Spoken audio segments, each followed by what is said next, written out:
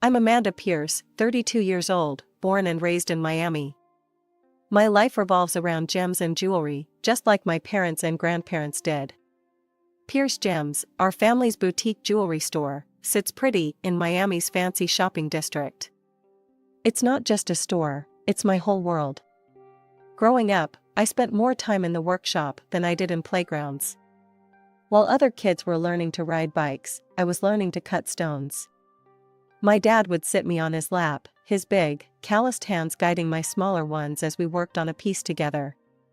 "Remember, Mandy," he'd say, his voice gruff but kind. "It's not just about making something pretty.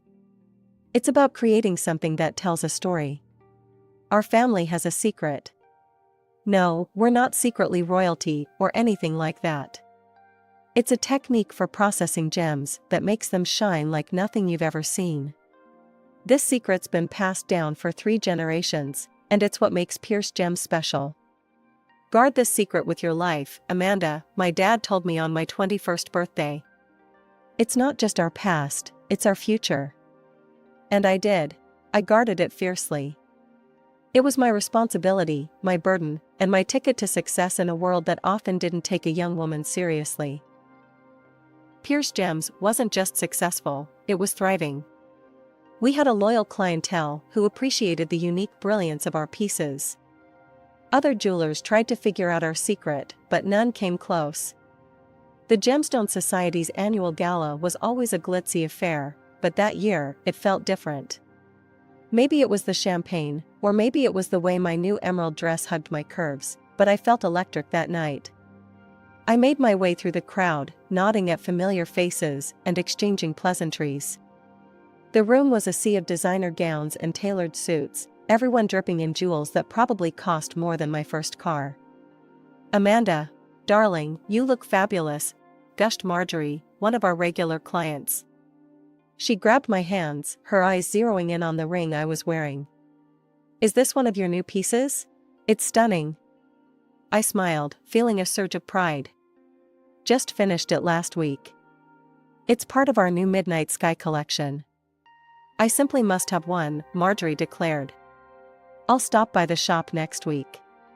As she fluttered off to gossip with her friends, I felt a tap on my shoulder. I turned around and found myself face to face with the most captivating pair of blue eyes I'd ever seen. "Excuse me," said the owner of those eyes, flashing a smile that could melt ice. I couldn't help but overhear. "You're Amanda Pierce, aren't you?" I nodded, suddenly feeling tongue-tied. "That's me. And you are?" "Jason Randfield," he replied, extending his hand. "It's a pleasure to finally meet you. I've heard great things about your work." Randfield. The name hit me like a ton of bricks. The Randfields were jewelry royalty, owners of one of the largest jewelry empires in the country. And here was their heir, talking to me like I was the most interesting person in the room. "The pleasure's all mine," I managed to say, shaking his hand. "I didn't realize the Randfields would be here tonight." Jason laughed, a rich, warm sound that made me feel like we were sharing an inside joke. "We usually skip these events, but I insisted on coming this year. I've been following your work, Amanda. You're making waves in the industry." I felt a blush creep up my cheeks. "That's very kind of you to say." "It's the truth," he said, his eyes twinkling. "In fact, I was hoping we could discuss a potential collaboration. How about dinner next week?" My heart skipped a beat. A collaboration with the Randfields could take Pierce Gems to the next level. But a small voice in the back of my head whispered a warning. The Randfields were our biggest competitors. Could they be trusted? I pushed the thought aside. This was business, nothing more. "Dinner sounds great," I heard myself say. Jason's smile widened. "Excellent. I'll have my assistant set it up." He glanced over my shoulder and frowned slightly. "I'm afraid I have to mingle, but I'm looking forward to our dinner, Amanda." As he walked away, I felt like I was floating. Jason Randfield had sought me out. Me, Amanda Pierce, the girl who spent more time with gems than people. The rest of the night passed in a blur. I danced, I laughed, I networked. But my mind kept drifting back to those blue eyes and that dazzling smile. Jason had chosen a trendy restaurant in South Beach, the kind of place where the who's who of Miami came to see and be seen. As I walked in, I spotted him immediately, looking impossibly handsome in a tailored suit. He stood up as I approached, his eyes lighting up. "Amanda," he said, taking my hand. "You look stunning." I felt a flutter in my stomach, but pushed it down. "Thank you, Jason. You clean up pretty well yourself." As we sipped our wine, the conversation flowed easily. We talked about our shared passion for jewelry, swapping stories about difficult clients and challenging designs. I found myself relaxing, drawn in by Jason's wit and charm. "So," I said, as our main courses arrived. "You mentioned a potential collaboration at the gala. What did you have in mind?" Jason leaned forward, his eyes sparkling with excitement. "I've been following your work for a while now, Amanda. The way you bring out the brilliance in gems, it's unlike anything I've seen before. I think a partnership between Pierce Gems and Randfield Jewelry could revolutionize the industry." I raised an eyebrow. "That's a bold statement. How exactly would this partnership work?" "We have the resources and the reach," Jason explained. "You have the skill and the innovation. Together, we could create a line that combines the best of both our worlds." It sounded tempting, I had to admit. But years of protecting our family secret made me cautious. "And what about our individual techniques? Our trade secrets?" Jason held up his hands. "Those would remain separate, of course. This would be about combining our strengths, not revealing our secrets." I nodded slowly, turning the idea over in my mind. "It's an interesting proposition. I'd need to think about it, discuss it with my team." "Of course," Jason said, his smile understanding. "Take all the time you need. I'm not going anywhere." As dinner progressed, our conversation drifted from business to more personal topics. Jason told me about growing up in the shadow of the Randfield Empire, the pressure to live up to his family name. I found myself opening up about my own experiences, the weight of carrying on the Pierce legacy. Before I knew it, we were seeing each other regularly. Jason swept me off my feet with grand gestures and intimate moments. One weekend, he surprised me with a spontaneous trip to the Bahamas. "Pack a bag," he said, showing up at my door with a mischievous grin. "We're going on an adventure." I hesitated, thinking about the orders I needed to fill. "Jason, I can't just leave. I have work." He silenced me with a kiss. "The work will be there when you get back." "When's the last time you took a break, Amanda?" I couldn't remember, and that realization made me pause. Maybe he was right. Maybe I did need a break. The Bahamas were like a dream. We spent our days lounging on pristine beaches, snorkeling in crystal clear waters, and our nights dancing under the stars. It was intoxicating, being the center of Jason's attention.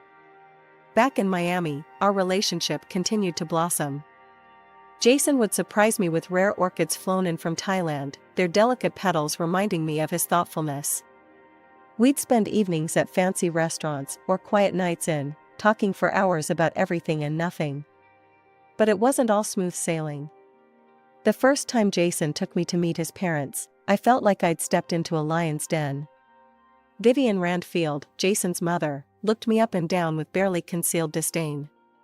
"So, you're the little jeweler Jason's been spending so much time with," she said, her voice dripping with false sweetness. I straightened my spine, meeting her gaze. "That's right. Amanda Pierce, of Pierce Gems. It's a pleasure to meet you, Mrs. Randfield." Robert Randfield, Jason's father, was a bit warmer, but I could see the calculation in his eyes. "Pierce Gems," he mused. "You've been making quite a name for yourselves lately. Impressive for such a small operation." The dinner was a minefield of backhanded compliments and thinly veiled insults. At one point, Vivian accidentally spilled her red wine on my dress. "Oh, I'm so sorry," she exclaimed, not sounding sorry at all. I suppose your hands must be too rough from all that manual labor to hold delicate glassware properly. I plastered on a smile even as I seethed inside. No worries, Mrs. Randfield. Accidents happen. Jason squeezed my hand under the table, a silent show of support. Later, as he drove me home, he apologized profusely. I'm so sorry about my parents, he said, his knuckles white on the steering wheel. They can be difficult. I sighed, looking out at the Miami skyline. It's okay. I'm sure they're just protective of you. Jason shook his head. It's not okay. You're important to me, Amanda. They need to accept that. His words warmed my heart, pushing away the lingering chill from his parents' cold reception. As weeks turned into months, I found myself falling harder for Jason. He was everything I'd never known I wanted, charming, worldly, and seemingly head over heels for me. For the first time in my life, I felt truly seen and appreciated for more than just my craft. We'd been dating for about 8 months when he surprised me with a trip to Paris. Pack your bags, darling, he said, his eyes twinkling with excitement. We're off to the city of love. And so I found myself in Paris, strolling hand in hand with Jason along the Seine, marveling at the architecture, and indulging in decadent French cuisine. It was like a dream. On our last night in Paris, Jason took me to dinner at a Michelin-starred restaurant with a view of the Eiffel Tower. As we finished our dessert, he suddenly looked nervous. Amanda, he said, reaching across the table to take my hand. These past months have been the happiest of my life. I can't imagine my life without you. He stood up, and to my shock, got down on one knee beside our table. The other diners gasped and turned to watch. Amanda Pierce, Jason said, pulling out a small velvet box. Will you marry me? I stared at the ring in shock. It was beautiful, but a small part of me couldn't help but notice that it paled in comparison to my own creations. I pushed that thought aside, focusing instead on the man kneeling before me, his eyes full of hope and love. Yes, I heard myself say.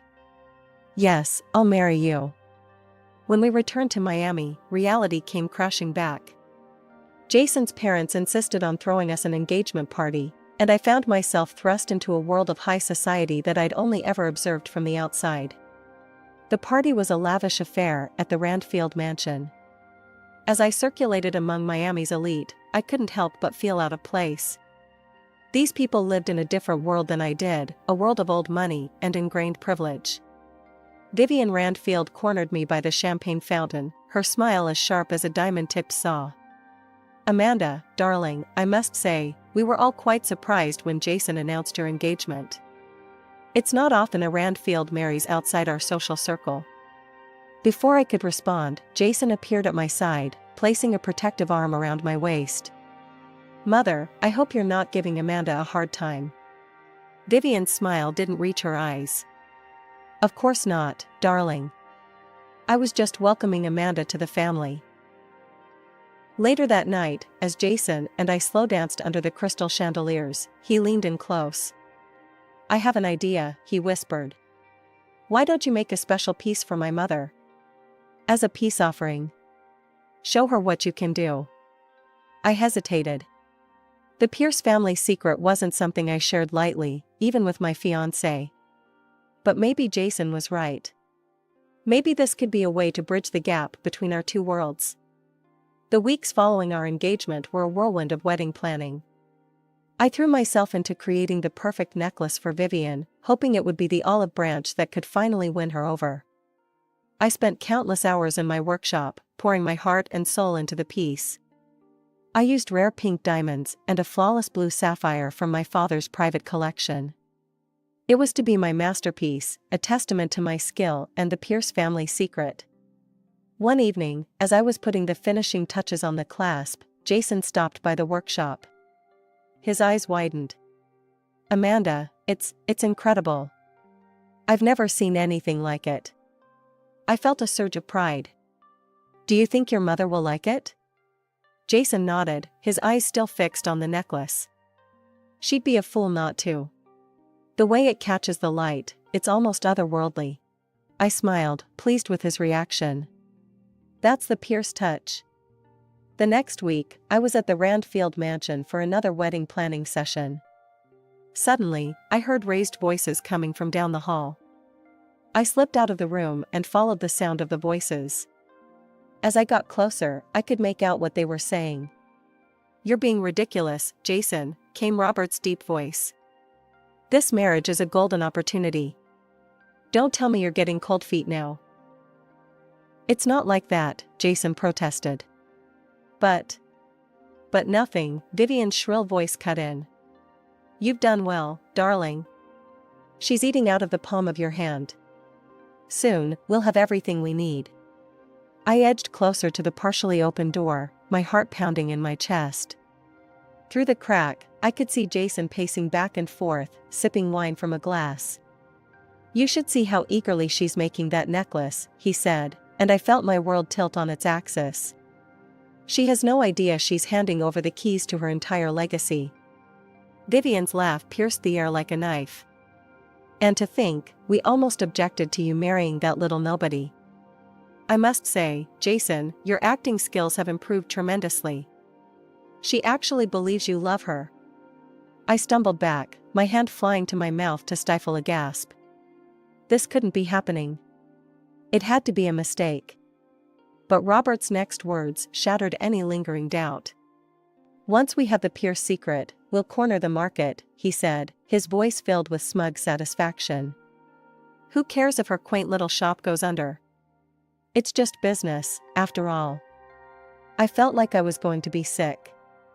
My vision blurred with unshed tears as the full weight of their betrayal hit me. Jason, the man I thought I loved, the man I had agreed to marry, had been using me all along. The days following my shocking discovery were a blur of emotions and careful planning. On the surface, I played the part of the excited bride-to-be perfectly. I gushed over flower arrangements, fretted about seating charts, and continued work on Vivian's necklace. But inside, I was seething with rage and plotting my revenge. "How's the necklace coming along, darling?" Jason asked one evening, wrapping his arms around me from behind as I worked in my studio. I fought the urge to flinch away from his touch. "Almost done," I replied, forcing a smile. "Your mother is going to love it." Late into the night, after Jason had gone home, I began creating a new collection. Each piece was a work of art, telling the story of betrayal through intricate designs and carefully chosen gems. But jewelry wasn't my only focus. One day, I broke into Jason's home computer and downloaded all the files I could find. I spent hours poring over the Randfield Company documents, looking for any discrepancies or signs of wrongdoing. It was tedious work, but my determination fueled me. One night, as I was going through a stack of financial reports, something caught my eye.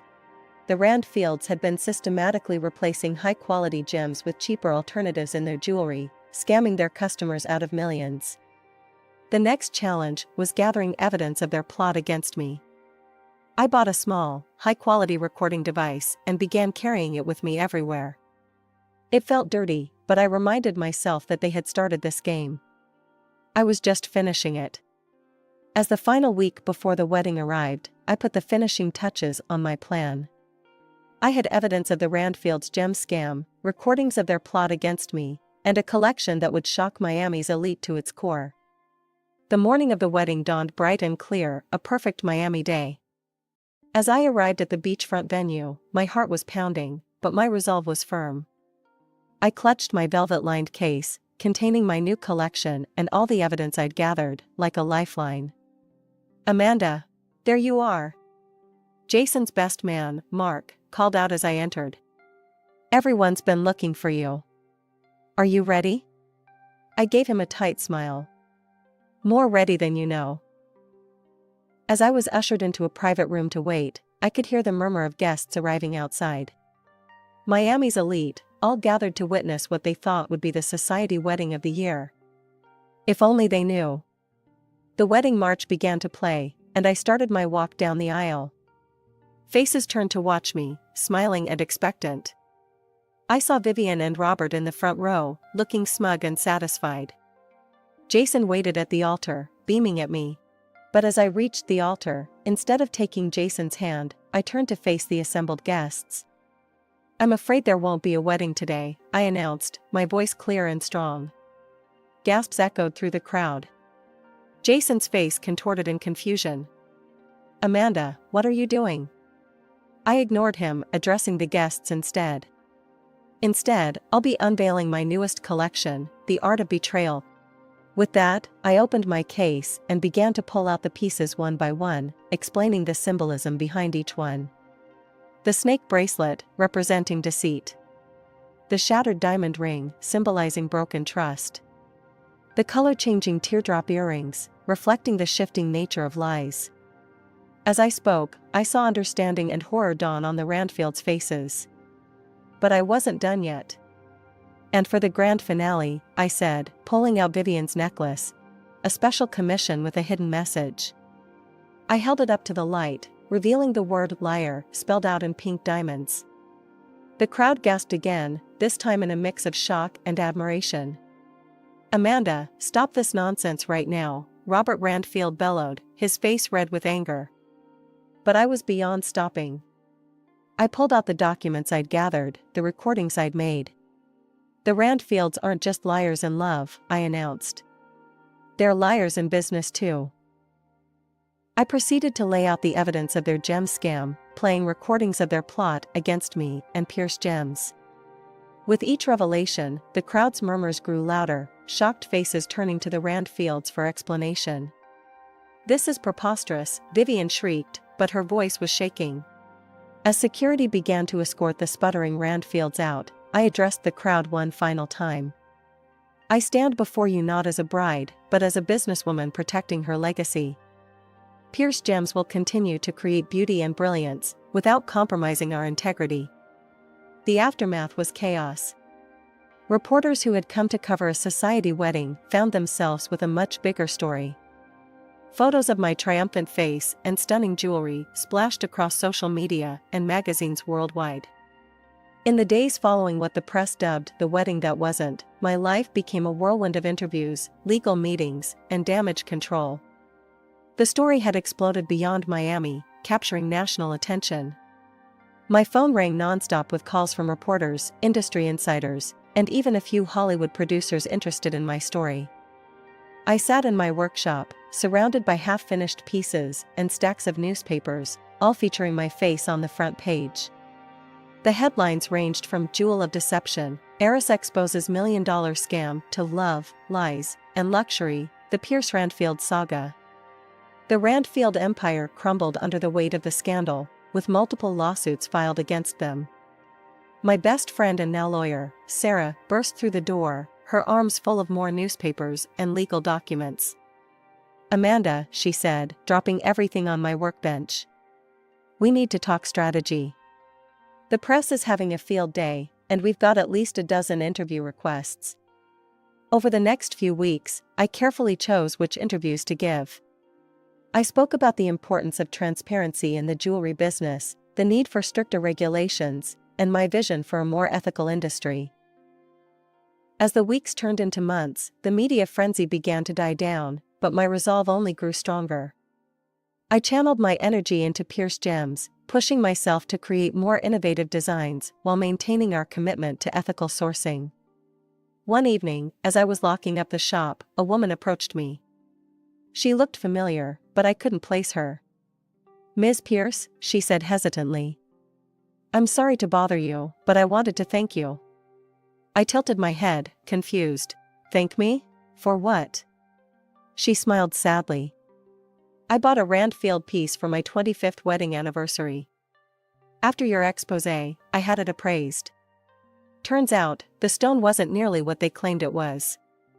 Thanks to you, I was able to get my money back." I felt a lump form in my throat. "I'm glad I could help." As she walked away, I realized that my actions had affected real people, not just faceless consumers. The scandal that had nearly destroyed me had instead become the catalyst for positive change. And I, Amanda Pierce, was just getting started.